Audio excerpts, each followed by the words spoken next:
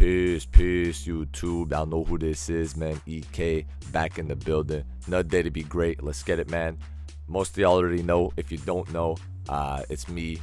I play every play style. I win most of my games, and I'm here to give y'all actual advice. I'm not a badge tester. I'm not any of that, bro. I just play the game, and I use different play styles, and I play off meta, and I dominate. So I'm here to get y'all right, because takeover selection is a big part of the game, and I will not be ranking these based on what attributes they boost, although that's a part of it. But as you know, when you have two of the same takeover, same like symbol, you get way more boost to like certain attributes, whereas if you have two different ones, you get a little bit of a boost to more attributes. So this is going to be purely the abilities. If you like the video, appreciate the support. Let's get right into it. I'll also have chapters in the video for like different sections of takeovers if you're interested in a specific one. Let's get it. As y'all see, there's no F tier takeover, because off the strength of the stamina boost and the stamina recharge alone, no takeover is, useless, and the attribute boost, like I said earlier. But advanced guide is going into the E tier. It basically helps you beat people with Euro steps, Euro dunks, spin layups, spin dunks, and just it makes you shake your defender more and stun them more and stuff like that. Unless you're a pure slasher, there's no reason you would use this, and nobody on this game is a pure slasher. And even if you were a pure slasher, the other two slashing takeovers are way better. But people don't even use slashing takeover in this game, because most people have such a high dunk, and the way this game is made with the slithery finisher and the contact dunks and the blowbys and the quick drops, everybody goes into the game of slashing takeovers. So most people that rim run just put double sharp takes, so that when their trash ass gets left open, they can shoot the ball. Finishing moves helps you finish. This is the one you want to use if you're going for a lot of contact dunks, or if you have a really high like driving layup and dunk, because it'll give you optimal animations and make you miss dunks a lot less. So if you're deliberately finishing contested a lot, or you want to in takeover, this is the one you put on. And easy blowbys is what it is.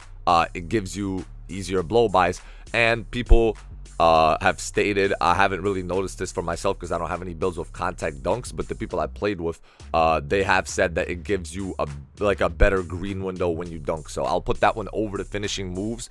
Even though finishing moves helps you finish them better, the easy blowbys is gonna push people out the way, and then it's gonna give you easier dunk timings because of that.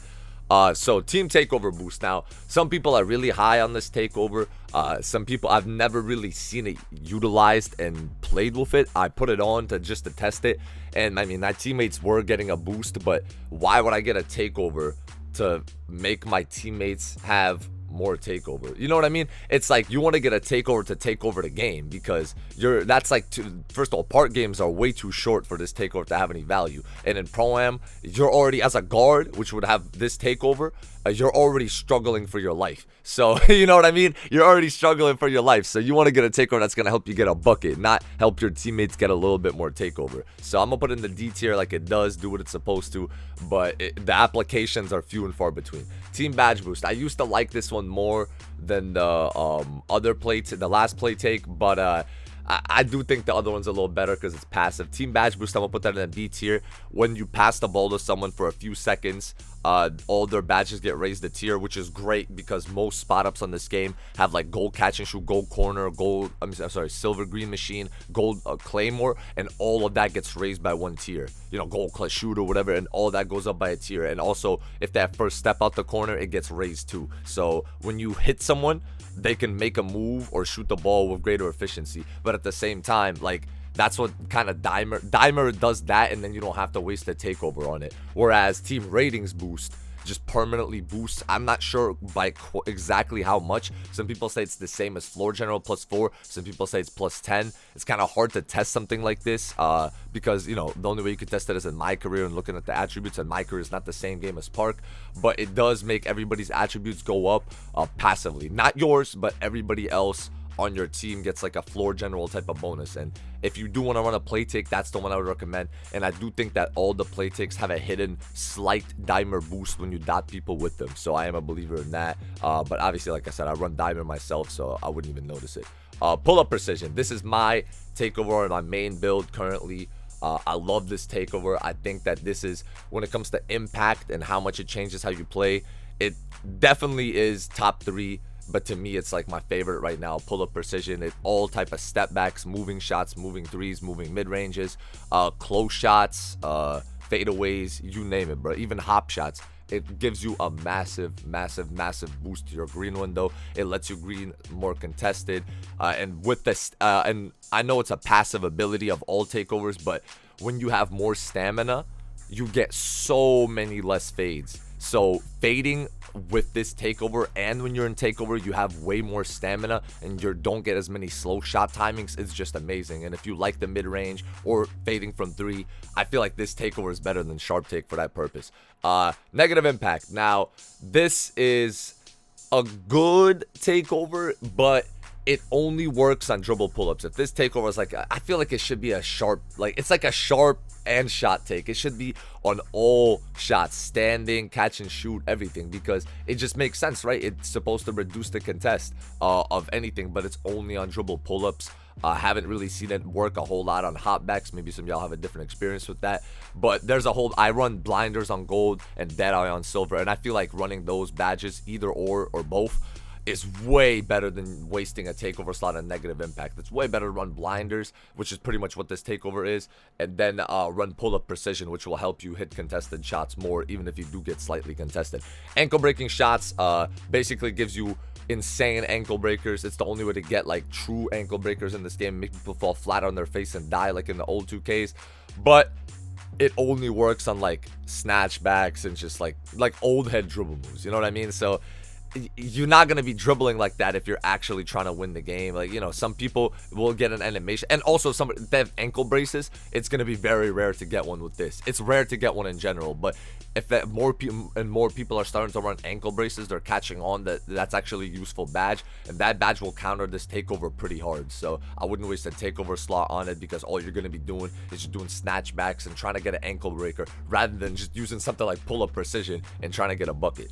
Sharp take, as we know, limitless range, needs no introduction. You don't even need the badge in your loader. Like, your player might not be able to shoot limitless range at all. You might have like an 83 no limitless range badge, and you pop this takeover, you're pulling from behind half court. Now obviously it's a lot better with the limitless range badge and a lot smoother, but you still can, and that is insane, an insane ability. That's not something that I currently indulge in. Maybe I should, because I do run shot take, sharp second, but I do run the spot of precision. I feel like on peaks and standstill shots, and a lightly contested shot, it just helps you way more, which is why I'm not gonna put it as high, because I understand that that's a specific application that I have. But spot of precision is also amazing, even though I recommend most spot ups run defensive minded takeovers like rim and lockdown, and maybe even glass. Spot of precision pretty much guarantees that you're not going to miss a catch and shoot wide open if you're a spot up, or when you get wide open and you shoot off a standstill off the dribble. That combined with agent threes is going to pretty much guarantee that you hit most of your shots. Extreme clamps. This one used to be really good. I feel like they've been messing with the defense and making the defense worse. I'm gonna put it in the B tier, because there's a whole badge for it called clamps, and clamps badge does work really well when it does work. But when people have things like clamp breaker, they're gonna, and slithery finisher in the paint, this badge is not gonna do a whole lot. Like, it's probably like best for a game mode like Pro-Am, where you know you can play out of body, you can hip ride people, you can play behind them, you can try to push them around and force them into other defenders on your team. But if you're playing things like 1s, 2s, and probably even 3s, I wouldn't recommend it. I do run it first on my lockdown, but that's because I only have clamps gold and I'm 6'8" and I'm really big and bumpy. Pause. And yeah, so if you're a big defender, I'd say extreme clamps is solid. But if you're a smaller, scrappier defender, I feel like perimeter badge drop is better. Drops all other offensive players' badges by 1 tier. I know plucks are hard, but this makes plucks easier because it lowers unpluckable, and a lot of people have unpluckable on gold, so that lowers it to silver, and you're gonna have an advantage, especially if you have Hall of Fame glove. It lowers their quick first step, their shooting badges. It does not lower their finishing badges, to my knowledge, that I've seen. I think that's what the interior badge drop one is for, but it works always on the perimeter. And if you guard ball as a lock, I feel like that's the best takeover for you to run, because you can instantly impact the game once you activate it. Then jump shot contest. You'd think this one would be amazing, but I just haven't had any great experiences with it. And I've played against some people that I think had it on. I couldn't really ask them, because, you know, people don't really go to game chat, but I think they had it on because I was seeing a slight increase in ghost contest and stuff, but this is basically just a ghost contest takeover. If you want the effect of this takeover permanently, just run Challenger. I know a lot of people don't run Challenger despite it being one of the most overpowered badges in this game, in my personal opinion. But if you want this effect, run Challenger and then just put on one of the other lock takes to actually help you impact the game, because in this game you're gonna have to, you know what I'm saying, play defense where you're not even in the vicinity to contest sometimes. So a takeover that's not always active and not preventing a rim run directly is not a great takeover in my opinion. Box out wall lets you push people around, lets you get better box outs, and makes you just overall stronger in the paint. I mean, it's okay, but it doesn't do anything special. I don't see a lot of people run glass takes on this game because defense is very difficult to play for most people, and defense is bad in this game generally speaking, so people opt to have for rim takes and lock takes as centers, also because centers have those takeovers available to them. If you're a tall center that's like 7'2", though, this takeover is really good, and anytime a smaller defender's on, you're just gonna push them out the way, and it's gonna be very frustrating for him to get the board. See the future. To get the full effect of this takeover, you do have to have it doubled up, or it's not gonna show up right away after you shoot the shot. It is better than last year, but I'm gonna put it in the C tier because box out wall is better, and like I said, glass take in general is not great. Glass cutting dimes, y'all know the meme, bro. Glass cutting dimes is a troll takeover. If you want this ability, just put on post playmaker or dimer, or literally just don't run it at all because nobody misses in this game anyways, especially not wide open catch and shoots. Stuff blocks.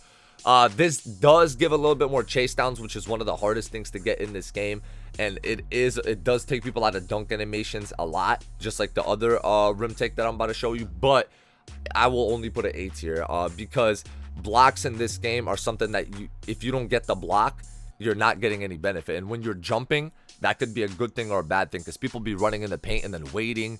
People be pump faking and stuff like that. So you want a takeover that works all the time and allows you to play overpowered defense with just your hands up, which is where paint intimidation is. The beta wall, I don't know, when it comes to impact and playing with a good center on things like 2s and 3s, nothing will bring you back into a game, save a game, you know what I'm saying, like bail you out more than this takeover in this game defensively. And I don't know why, but because last year was so trash, but this year it's like it makes people miss dunks, it takes people out of dunks, it makes people not get the right animations when they're in the paint. They do a layup, they're gonna miss on you, you know what I mean? Obviously nothing is 100%, but I see an insane increase. And if you have like a gold or Hall of Fame anchor with this takeover, it's just, oh man, you could be a 6'9" player stopping a post score with just straight hands up defense, bro.